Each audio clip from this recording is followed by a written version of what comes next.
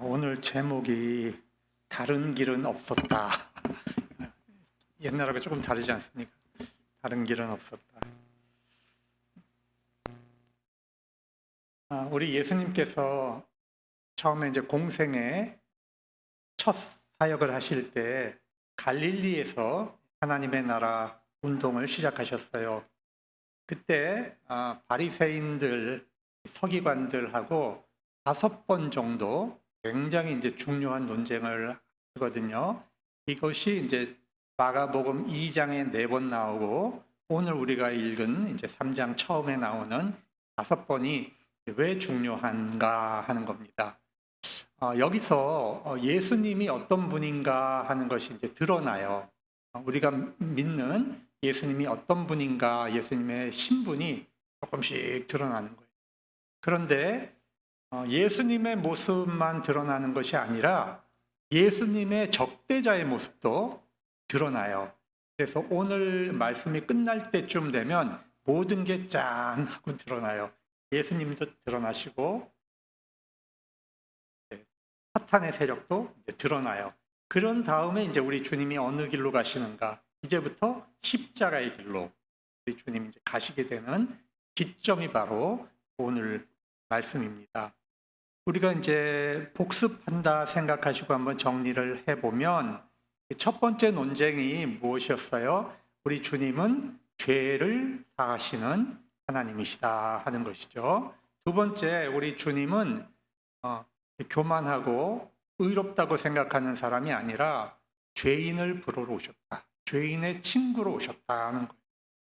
세 번째, 우리 주님이 가지고 오신 하나님의 나라는 낡은 거, 옛날 거에는 이 하나님의 나라를 담을 수가 없어요. 그러니까 우리가 하나님의 나라를 담으려면 우리가 새로워지지 않고 우리가 낡은 가죽 부대 같으면 우리 안에 하나님의 나라를 못 담아요. 우리가 늘 새로워져야 된다는 거죠. 늘 새로워져. 교회도 늘 새로워져야 된다. 네 번째가 우리 주님이 안식일을 완성하셨다. 안식일의 주인이다. 그러니까 안식일은 율법으로 지키는 게 아니에요. 안식일은 주님 안에 있을 때 지켜지는 거예요. 자, 유대인들은 안식일의 정신을 모르고 율법으로 안식일을 지켰는데 아주 간단해요. 예수가 없는 안식일은 사람을 살리는 것이 아니고 사람을 죽이는 것이 됩니다. 모든 원리가 그래요. 기도를 하던 금식을 하던 무엇을 하든지 그 안에 예수가 빠지면 그거는 다 인간의 껍데기가 되고 마는 겁니다. 그래서 이제 주님이 안식일이 뭔가 우리에게 다시 가르쳐 주셨는데 구약을 들여다보니까 안식일은 언제 생겼어요? 천지 창조 직후에 생기는 거예요. 그죠? 그리고 십계명의 안식일이 들어가는 것은 출애굽 직후에 하나님이 주시는 십계명의 안식일이 들어가요. 그래서 우리가 안식일은 반드시 천지 창조와 십계명하고 관련이 된다 그 말입니다. 하나님께서는 천지를 완성하시고 우리가 다 주님 안에서 안식하기를 기뻐하셨어요. 인간만 집어넣는 게 아니고 하나님이 만드신 모든 자연 만물이 주님 품 안에서 안식하게 하셨어요. 근데 인간의 죄 때문에 이제 그게 깨졌단 말이에요. 우리는 죄를 가지고는 안식을 할 수가 없어요. 늘 불안하고 늘 문제투성이고 그래서 우리 주님이 오셔서 십자가에서 우리의 죄의 문제를 해결하시고 하나님과 우리가 다시 안식할 수 있는 길을 마련해 주신 겁니다. 또 우리가 이 출애굽을 한 모든 억압에서 죄의 억압에서 해방이 되어야만 우리에게 안식이 있는 거지 우리가 출애굽하지 못하고 옛날의 노예 상태에 묶여 있으면 우리는 안식할 수 없다. 이거를 우리 주님이 이제 가르쳐 주신 거예요. 그래서 오늘 5번째 논쟁입니다. 오늘의 본질은 바로 안식일은 생명을 살리는 날이다. 사람을 살게 하는 날이다. 이제 포인트입니다. 자, 1절에 우리 주님이 회당에 들어가셨어요. 그런데 거기에 사람이 있었다. 이렇게 돼 있어요. 헬란 말에는 이렇게 돼 있어요. 거기에 사람이 있었다. 손마른 사람이. 이렇게 돼 있어요. 그러니까 이게 이제 굉장히 중요해요. 자, 그 사람이 회당에 있었다는 것은 이 사람은 율법도 아는 사람이고 하나님을 찾는 사람이에요.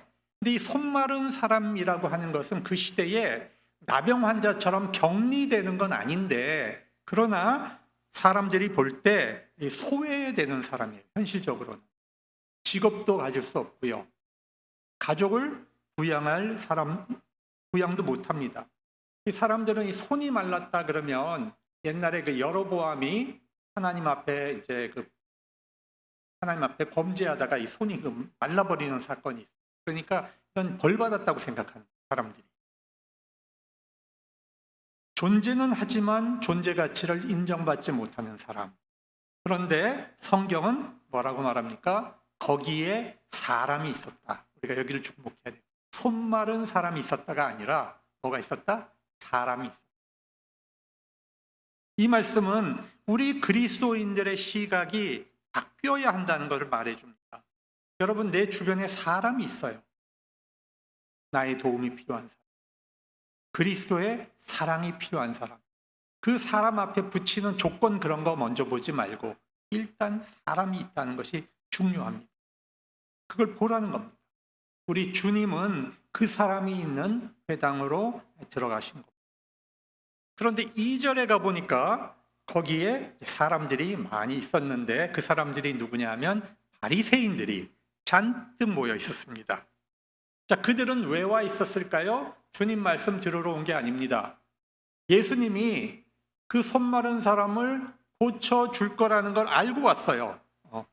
그러니까 예수님의 능력도 아는 사람이에요. 그러면 그들의 목적은 예수님이 그 사람을 고쳐주면 안식일을 위반했다고 고발할 목적을 가지고 거기에 앉아 있는 거예요. 여러분, 이거 놀랍지 않습니까? 예수님의 능력도 믿고 예수님이 고치는 능력이 있는 것도 알면서 예수를 믿지 않아요. 예수를 고발하려고 왔어요. 우리 주님은 사람이 안식일을 위하여 있는 것이 아니고 안식일이 사람을 위하여 있는 것이다 말씀하셨어요. 그래서 우리 주님에게 안식일은 고통받는 사람들이 안식일에 우리 주님을 만나고 그리고 하나님의 안식을 누리게 하는 것이 바로 우리 주님에게는 그 안식일의 목적이란 말이죠. 그런데 바리새인들의 관점은 달라요. 자, 안식일은 어떤 날이에요? 그 사람들에게 주님을 고발하는 수단이에요, 지금. 또 손 마른 사람은 누구예요? 사람이 아닙니다. 자기들의 고발을 위해서 이용해야 할 수단으로 그 사람들을 보고 있는 겁니다. 자, 여러분, 여기에 참 놀라운 이 하나의 원리가 있습니다. 위선자들, 종교적 위선자들, 항상 종교를 자기 목적에 이용합니다. 항상 사람을 자기의 수단으로 이용한다는 거예요. 우리가 이 원리를 잘 알고 있어야 돼요. 그러니까 우리의 영안이 어두우면 그런 사람들을 구별하지 못하고 그냥 쫓아가잖아요. 얼마나 많은 사람들이 그런 사람들을 만나서 망가집니까? 그래서 여러분들이 좋은 목자를 만난 것도 뭐할 일이다? 감사할 일이다. 자, 3절에 예수님께서 그 손 마른 사람에게 말씀합니다. 오늘 그 성경 본문에는 한가운데에 일어서라 이렇게 번역이 되어 있는데 이거 이상해요. 저 구석에 있는 사람인데 어떻게 한가운데에 일어섭니까? 그죠? 번역을 조금 이상하게 했어요. 원래는 이렇게 되어 있어요. 일어서라 한가운데로 이렇게 되어 있습니다. 그러니까 일어서서 한가운데로 오라는 얘기예요. 일어나라, 일어서라. 이 말은 우리 주님이 병자를 일으켜 세울 때 항상 쓰시는 말입니다. 에일에게 하는 말인데, 그래서 이 중풍병자에게 일어나 네 상을 가지고 집으로 가라 하실 때에 그때 썼던 말이에요. 일어나라. 죽은 소녀에게는 뭐라고 하셨죠? 달리다굼. 번역하면 소녀야 일어나라 하는 말이죠. 언젠가 한번 말씀드렸어요. 그런데 이 헬라 말로 에이레게라고 하는 일어나라 하는 말은 사람에게 쓰일 때는 일어나라인데 우리 주님에게 쓰일 때는 뭐냐 하면 이게 부활하셨다 이런 말이에요. 같은 말이에요. 놀랍죠? 그러니까 주님께서 치료하시고 구원하신 모든 사람들은 나중에 어떻게 된다? 우리가 다 같이 부활에 참여하게 된다. 이런 말이 들어있는 것입니다. 일어나라. 우리 주님은 손 마른 사람을 한 가운데 세웠습니다. 한 가운데. 모든 사람이 쳐다보죠. 늘 소외되어 있던 사람, 유령 취급을 받던 사람, 죄인 취급당하는 사람을 우리 주님은 회당의 중심에 세웠어요. 이제부터 모든 사람이 그 사람을 주인공으로 보는 거예요. 자, 이것이 하나님 나라의 특징입니다. 여러분, 세상 나라의 특징은 뭐예요? 누가 중심이 되죠? 일단 돈 있는 사람이 가운데 서고, 그 다음 권력 가진 사람들이 항상 가운데 서서 말을 해요. 그 다음에 돈하고 권력이 없으면 그나마 백이라도 있어야 돼. 그죠? 핸드백 말고 밀어주는 백이 있어야 돼. 아버지가 뭐가 돼야 되고, 네 아버지 뭐 하시노? 그 있어야 돼. 근데 하나님의 나라는 그렇지 않아요. 하나님의 나라는 사람을 세워주고 격려하고 누구도 소외시키지 않으려고 우리가 다 같이 보살펴주는 그런 나라가 이 하나님 나라의 특징이에요. 그런데 이 세상 나라의 그런 나라는 어디에도 없어요. 어디에도 없어요. 어디에만 있는가? 오직 예수 안에 있는 나라. 오직 예수 안에 있는 나라만 그런 나라가 되는 거죠. 그러니까 우리 교회가 예수님을 닮았는가 안 닮았는가를 알아보는 기준은 굉장히 심플해요. 우리 교인들이 사람을 서로 아끼고 있는가, 사람을 서로 세워주고 있는가, 어디 소외된 사람이 울고 있지 않은지 보살펴주는 이 눈길, 이 마음들, 이런 것이 우리 안에 살아있다. 그러면 바로 여기에 우리 예수님의 마음이 같이 있는 거죠. 그런 교회가 좋은 교회. 세상 규율대로 살 것 같으면 왜 우리가 교회에 와서 앉아있겠어요? 바깥에 나가 있어요. 우리는 다른 나라에서, 예수님 안에 있는 나라에서 살아가는 것이 바로 하나님의 나라가 되는 겁니다. 4절. 오늘은 그 본문이 짧아서 설교가 일찍 끝날 것 같아요. 그죠? 우리 학생들을 하고 보면 제일 잘하는 설교가 뭐냐 그러면 짧게 끝나는 설교예요.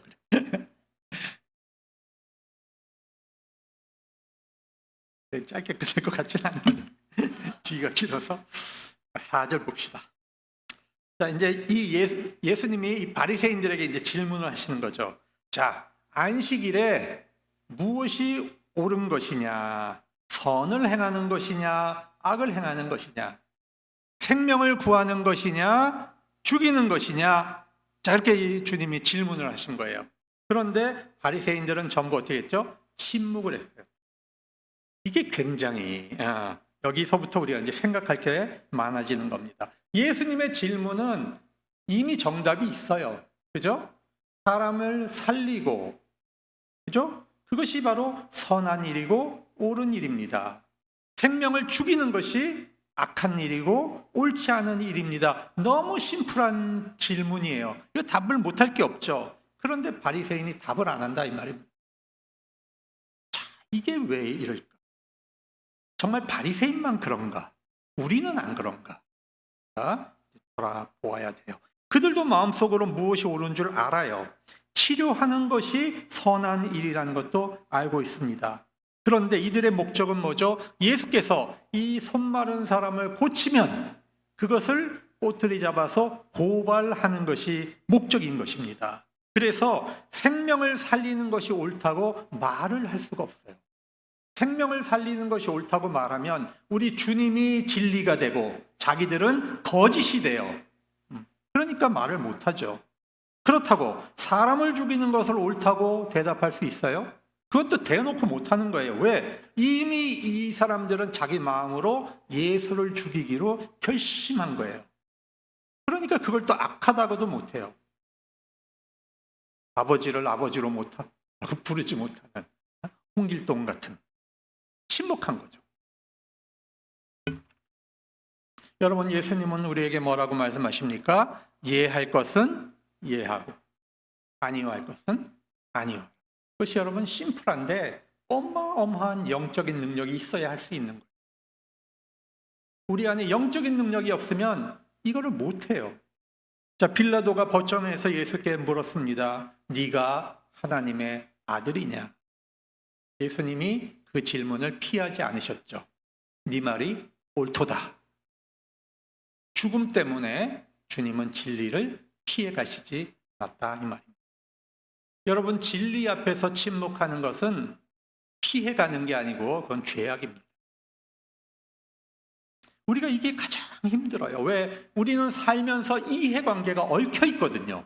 막 얽혀 있어요. 진리인 줄 알면서도 우리가 말을 못할 때가 많이 있어요. 그런데 단 한 가지 우리가 절대로 피해가서는 안 되는 것이 있는데, 예수 그리스도의 진리를, 우리 주님을 부정하는 일은 절대로 해서는 안 돼요. 그리스도인들이 그걸 해서는 안 돼요. 일제시대에 일본 사람들이 교회가 신사참배하도록 만들기 위해서 일본 정부가 뭐라고 얘기했냐면 신사는 종교가 아니고 애국행위다, 이렇게 말을 했어요. 여러분, 어떻게 신사가 종교가 아니고 애국행위입니까? 이 신사에는 누가 여기에 안치되어 있냐면 이 사람들이 믿는 천조 대신이라고 믿는 신화적인 태양 여신이 거기에 안치되어 있는 거예요. 그 다음에 자기들이 믿는 천황, 일본 왕은 바로 그 태양 여신의 후손인데, 자기들의 천황의 조상들이 전부 신이라는 겁니다. 그렇게 해놓고 거기다가 절하게 한 거예요. 이게 어떻게 종교가 아니에요? 이게 어떻게 우상숭배가 아닙니까? 다 알아요. 대다수의 목사와 교인들이 그거는 우상숭배라는 걸 압니다. 그런데 무서워서, 그걸 거부했다가는 고문당하니까 무서워서 전부 침묵했어요. 침묵하고 신사참배를 했습니다. 여러분, 신앙적으로 한국교회는 하나님 앞에 배교 행위를 한 거예요. 배교. 예와 아니오가 이렇게 중요한 거예요. 우리 주님도 그러셨잖아요. 네가 나를 부인하면 나도 하나님 앞에서 너를 모른다고.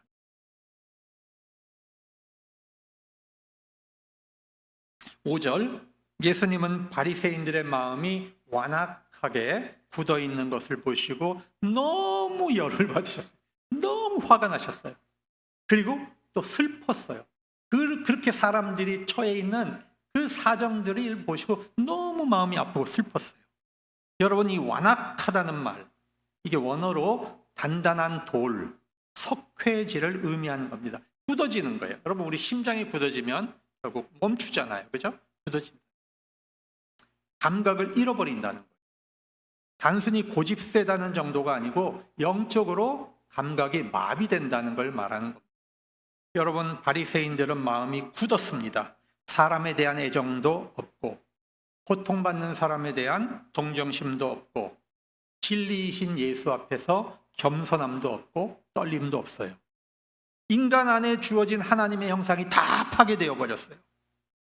오직 남은 것은 종교적 위선, 이기심으로 뒤틀린 추악한 모습입니다. 주님은 분노하시면서 슬퍼하셨다. 여러분, 우리가 이런 모습이 되지 않기를 주님의 이름으로 축원합니다. 여러분, 영적으로 둔해지는 것은 정말 위험한 거예요. 마가복음 6장에 보면 우리 주님께서 5,000명을 먹이십니다. 어마어마했죠. 그러니까 제자들이 그때 주님을 보고 뭘 느꼈어요? 아, 저분이 하나님의 아들이구나. 예수님을 봤단 말입니다. 그날 밤에 주님이 제자들을 먼저 배 태워 보냈어요. 폭풍우 치는 바다 위를 주님께서 걸어가셨거든요. 배 안에 있던 제자들이 뭐라고 합니까? 주님을 알아보지 못하죠. 유령이다 그래요. 여러분, 주님 보고 귀신이라는 집단이에요. 제자들이에요. 왜 이렇게 됐어요?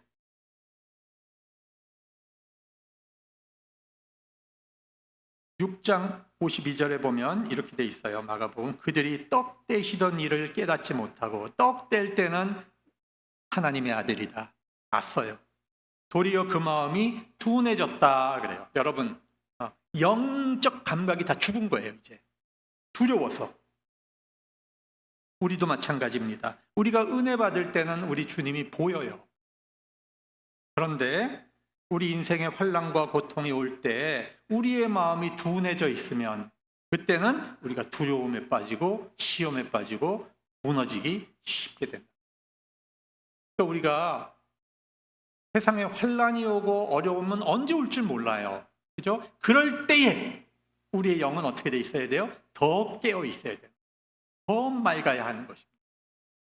그리고 우리가 관리해야 되는. 그래서 신앙생활이라고 하는 것은 어쩌다 한 번씩 하는 것이 아니라는 거죠. 늘 우리의 삶 속에 우리 주님과 동행하는 삶을 살아내야 가능해지겠죠. 마가복음 8장 15절 17절에 보면 우리 주님이 바리새인의 누룩과 헤롯의 누룩을 조심하라 그렇게 말합니다. 바리새인의 누룩이라고 하는 것은 종교적인 위선의 누룩이에요. 속은 아니면서 겉만 그런 척하는 것. 우리들이 제일 잘 걸리는 위선이 바로 이런 위선이죠. 자기 의로움을 내세우는 것. 이게 바리새인의 누룩이에요. 헤롯의 누룩이라고 하는 것은 세속 권력과 정치적 계산 때문에 신앙을 팔아먹는 행위. 이게 바로 헤롯의 누룩이에요. 그거 주의하라 그랬어요. 근데 제자들이 못 알아들어.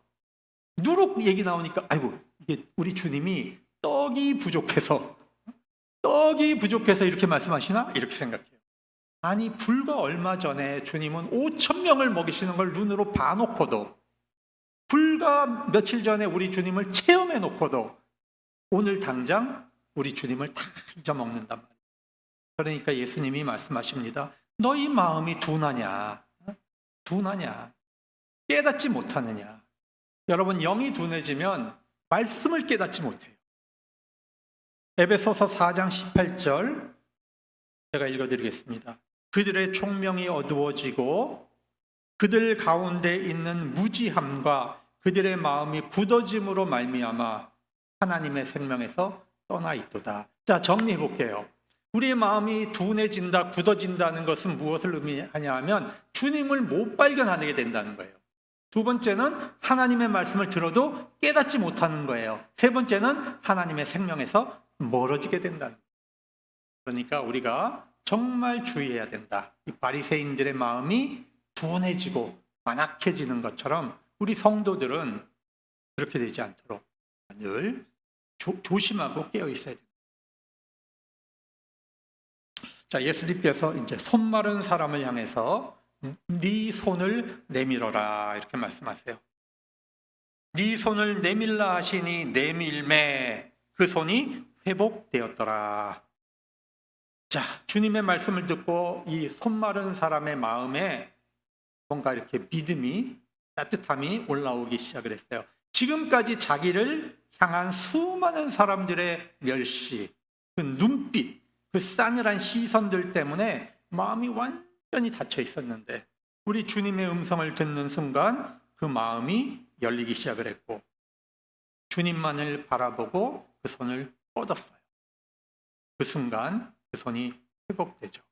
자, 여기서 이게 참 제 번역을 잘했다고 생각을 하는데 어떻게 돼 있냐면 성경에 내밀어라 하시니 내밀었다. 자, 이게 라임이 맞아요. 라임이 한번 따라해 보세요.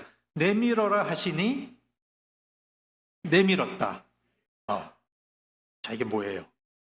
주님과 이 사람의 마음이 통한 거죠. 주님은 사랑으로 다가갔고 이 사람은 그 주님의 마음을 뭘로 잡았어요? 믿음으로 잡는 거예요. 이게 신앙의 원리예요. 우리 하나님은 우리에게 항상 사랑으로 다가오시죠. 우리는 어떻게 반응을 해야 돼요? 믿음으로 잡아야 돼요. 그런데 여러분, 우리 주님을 율법으로 붙잡으려고 하는 사람들이 있어요. 우리 주님을 자기의 행위로 붙잡으려고 하는 사람들이 있어요. 그건 절대로 주님을 붙잡을 수가 없어요. 여러분, 주님의 옷자락 만진 여인 이야기 아시잖아요. 그죠? 뭘로 붙잡았어요? 믿음으로 잡은 거지. 천만 잡아도 내가 낫겠다. 손만 대도 내가 낫겠다 하는 믿음으로 잡았죠. 주님이 아셨죠. 믿음을 아셨죠. 참 신기해요. 참 신기하게 우리 주님은 우리의 믿음을 아세요. 여러분, 믿음으로 주님의 마음을 붙잡을 수 있기 바랍니다. 자, 우리 손 마른 사람들의 치료하는 이야기가 어떤 그 구조를 가지고 있나 한번 살펴볼 텐데, 이 출애굽기 14장에 홍해를 건너는 이야기가 있어요. 이 두 개를 한번 비교해 볼게요. PPT 한번. 먼저 저 본문 말씀 읽어볼게요. 보이시죠? 시작. 지팡이를 들고 손을 바다 위로 내밀어 그것이 갈라지게 하라. 이스라엘 자손이 바다 가운데서 마른 땅으로 행하리라. 내가 애굽 사람들의 마음을 완악하게 할 것인즉 그들이 그 뒤를 따라 들어갈 것이라. 내가 바로와 그의 모든 군대와 그의 병거와 마병으로 말미암아 영광을 얻으리니 모세가 곧 손을 바다 위로 내밀매 새벽이 되며 바다의 힘이 회복된지라. 애굽 사람들이 물을 거슬러 도망하나 여호와께서 애굽 사람들을 바다에 엎으시니. 자, 보세요. 마가복음의 3장 3절에 한 가운데 일어서라 그랬잖아요. 그죠? 근데 지금 바다 가운데서가 나오죠. 그 다음에 네 손을 내밀라. 자, 모세에게 하나님이 네 손을 내밀라 그러셨죠. 그 다음에 이제 바리새인들의 마음이 완악했죠. 그랬을 때 하나님 뭐라 그랬어요? 바로의 마음을 완악하게 하겠다 그러셨죠. 그 다음에 회복되었더라. 그때 이 바다가 힘을 회복해서 덮었더라. 이 지금 구조가 딱 맞아지죠.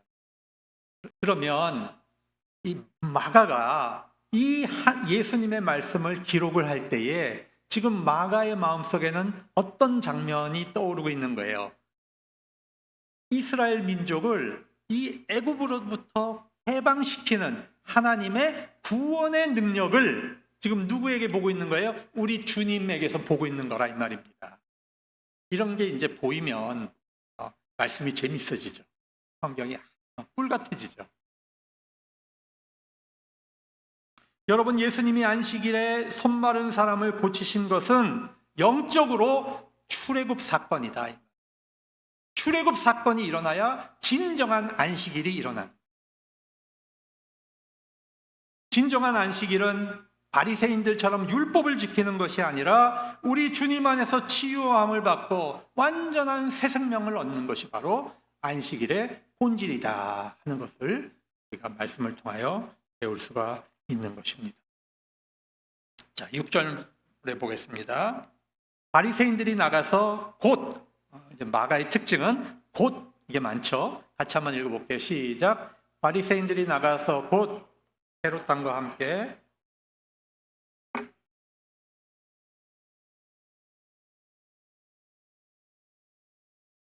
목적을 달성했어요.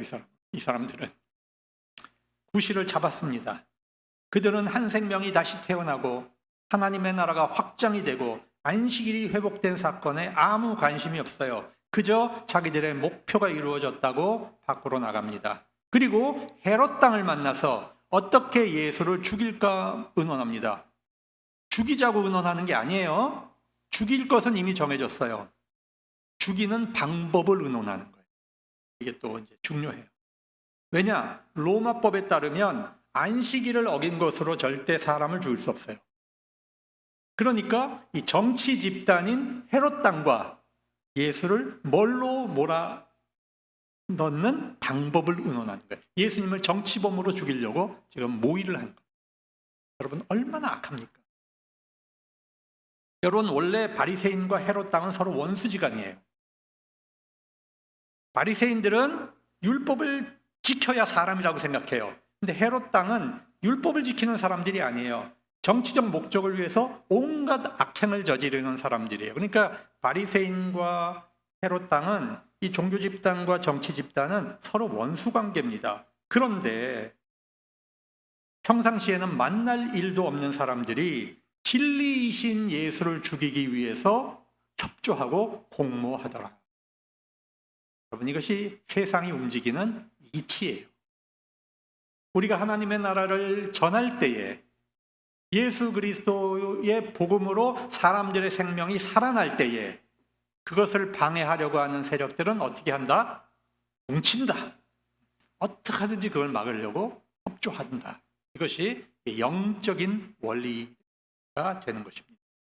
여러분, 지금까지 5번의 논쟁을 통해서 예수님이 어떤 분인지 점점 드러났어요.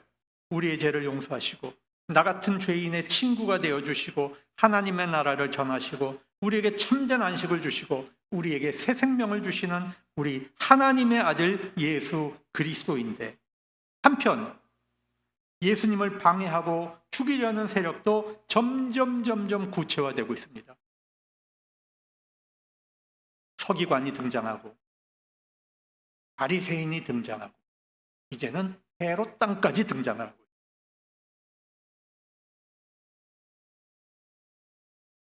여러분, 언제 어디나 복음을 방해하는 세력은 바로 협력하여 하나님의 나라를 대적해요. 그러나 두려워할 것이 없습니다.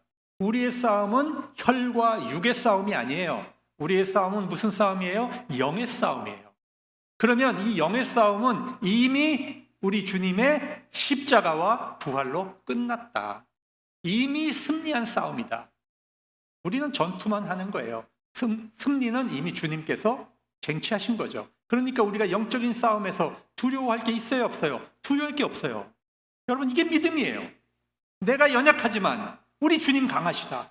내가 능력 없지만 우리 주님이 도와주신다. 여러분, 그게 믿음이에요. 우리는 믿음이 이기는 것이지 우리의 능력이 이기는 게 아닙니다. 두려워할 것이 없어요. 자, 왜 바리새인과 헤롯 땅이 예수님을 죽이는데 협력했을까? 참 이제 놀라운 신비예요. 하나님의 나라가 확장되어 가는데 막을 수 있는 다른 방법이 없는 겁니다. 우리 주님을 막을 수 있는 방법이 없어요. 다른 길은 없었다. 다른 길은 없었다. 그래서 우리 주님을 죽이는 것 외에는 다른 길이 없었다. 그런데 여기서 놀라운 영적인 사실이 하나가 있습니다. 이것이 바로 우리 하나님의 계획이라는 거예요.